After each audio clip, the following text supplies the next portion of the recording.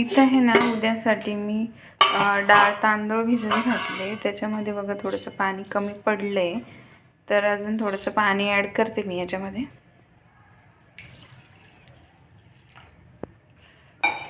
आणि याला अजून थोडंसं आहे ना भिजू देऊ. आणि रात्री आहे ना स्वयंपाक झाल्याच्या नंतर याला पूर्ण मिक्सरमध्ये पूर्ण वाटून घेऊ मस्त बारीक. आणि उद्या बनवू आपण इडली. आता हे तर झालंय इडलीसाठी. आणि चटणीसाठी हा नारळ आणला आहे. मस्त याला फोडून ठेवू आणि छोटे छोटे काप बनवून ठेवू, कारण सकाळी खूप घाई असते. घाईमध्ये आहे ना हे फोडायचं होणार नाही. तर आता सगळी तयारी करून ठेवू.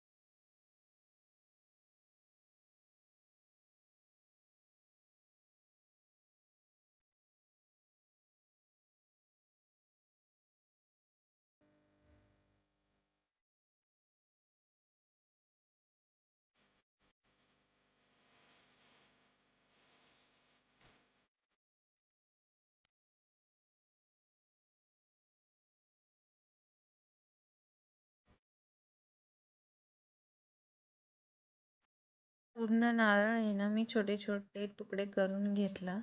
आणि जो साईडला ठेवलेला गोल खोबळा दिसतोय ना, तो नारळ माझ्या पूजेचा नारळ होता. तो खूप दिवसापासून तसाच ठेवलेला होता, त्यामध्ये पाणी नव्हतं. तोही आज मी फोडून घेतला आणि एकदम छान निघाला तो. या छोट्या डब्यामध्ये आहे ना मी अर्ध खोबरं छोटे काप करून ठेवले, जे की आपल्याला नंतर एखाद्या वेळेस यूज करायला कामं येतील. आणि हे खोबरं जे आहे ना मी तुम्हाला फोडून दाखवत होते, पण ते एवढं हार्ड होतं, हाताने ते तुटतच नव्हतं. तर मी चाकूने कापलं आणि तुम्हाला दाखवत होते की ते किती पांढरं आहे म्हणून. आणि जे उरलेलं खोबरं होतं ना, तर मी त्याच्यावरची जी स्किन आहे ती पूर्ण पील केली, कारण की चटणीमध्ये घालताना आहे ना हे स्किनसोबत जर घातलं तर आहे ना चटणीचा कलर काळा होतो. म्हणून त्याची वरची पाट आहे ना सगळी मी पील करून घेतली आणि छोटे छोटे काप करून ह्या डब्यामध्ये भरून ठेवलं, जेणेकरून उद्या फक्त घ्यायचं आणि डायरेक्ट चटणी बनवायला सुरुवात करायची. कारण ही जर कामं आपण आत्ताच करून ठेवली ना तर सकाळी डबा बनवण्यासाठी जास्त वेळ लागत नाही आणि फटाफट आपले कामं पण होतात. म्हणून आत्ता माझ्याकडं वेळ होता, तर मी उद्याची तयारी ही आजच करून ठेवली. आणि जी खोबऱ्याची साल असते ना, तर ती लवकर निघतच नाही. त्याला एवढा वेळ पील करत करत करत हळूहळू मी सगळं त्याची वरची पाट काढून घेतली. खूप वेळ गेला माझा याच्यामध्ये. आणि सकाळी जे मी दही लावलं होतं ना, ते दही पण मी फ्रीजमध्ये ठेवून दिलं. आणि संध्याकाळची वेळ झाली होती. आता संध्याकाळचे पूर्ण काम आवरून झाल्याच्यानंतर आहे ना मी डाळ आणि तांदूळ जे भिजत घातले होते ते वाटायला घेतले. मिक्सरच्या भांड्यामध्ये थोडेसे डाळ तांदूळ टाकून मी पूर्ण बारीक वाटून घेतलं. आणि आपण इडली बनवणार आहोत म्हणून एकदम बारीक असं पेस्ट बनवायची असते. बारीक पेस्ट बनवल्याने ती फुगते छान आणि इडली ना एकदम मऊ सॉफ्ट बनते. आणि जर आपल्याला डोसा बनवायचा असेल तर डोस्यासाठी आपल्याला थोडंसं खरखरीत जरी पीठ बनवलं ना तरी पण चालतं. आणि डोशासाठी आपण आहे ना एक्स्ट्रा त्याच्यामध्ये हरभऱ्याची डाळ, थोडीशी मुगाची डाळ आणि थोडेसे मेथीदाणेही घातले ना तर डोश्याची टेस्ट अजून छान लागते खायला. इथे आहे ना माझं सगळं पीठ वाटून झालं होतं, तर मी एकदा सर्व पीठ हाताने मिसळून घेतलं. पूर्ण मिसळून घेतल्याच्या नंतर आहे ना मी झाकण लावलं डब्याला. आणि डब्याच्या खाली एक कपडा टाकला आणि डब्याच्या वरती एक, जेणेकरून पिठाला गरमी येईल आणि पीठ आहे ना आपलं छानपैकी फुगेल. आणि आपण उद्या सकाळी आता इडली बनवायला घेऊ.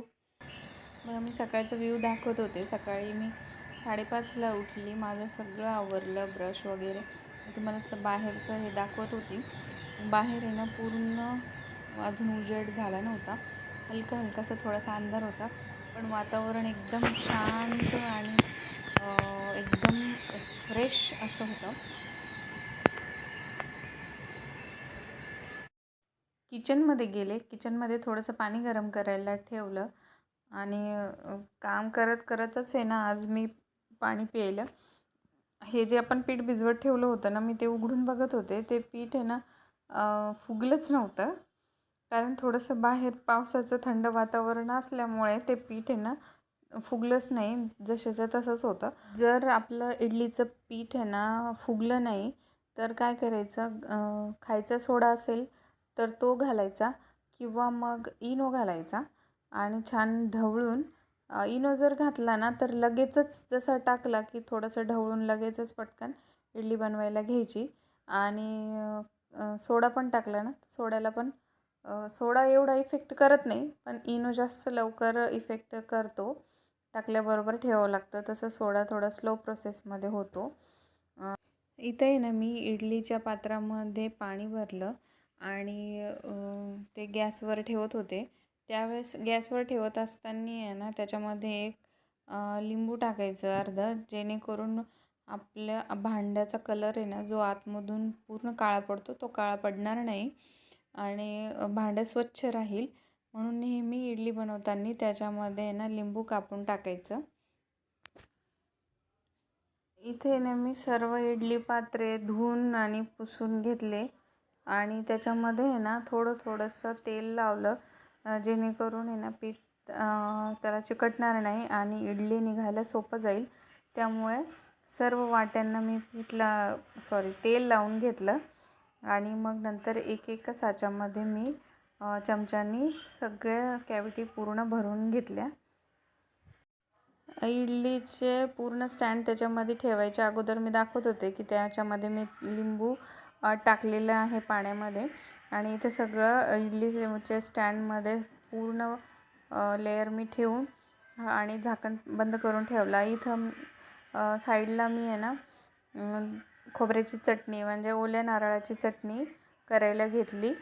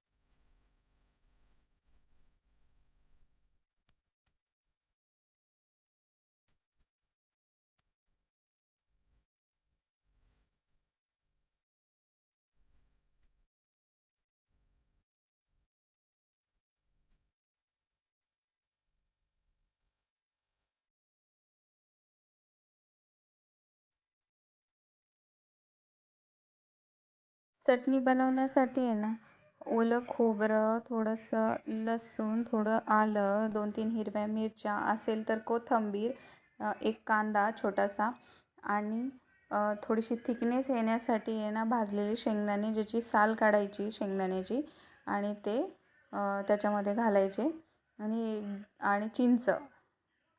खूप छान होते चटणी आणि टेस्टी लागते खायला.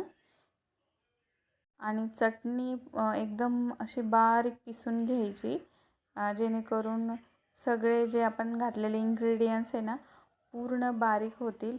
आणि चटणी वाटून झाल्याच्या नंतर त्याला आहे ना तडका द्यायचा.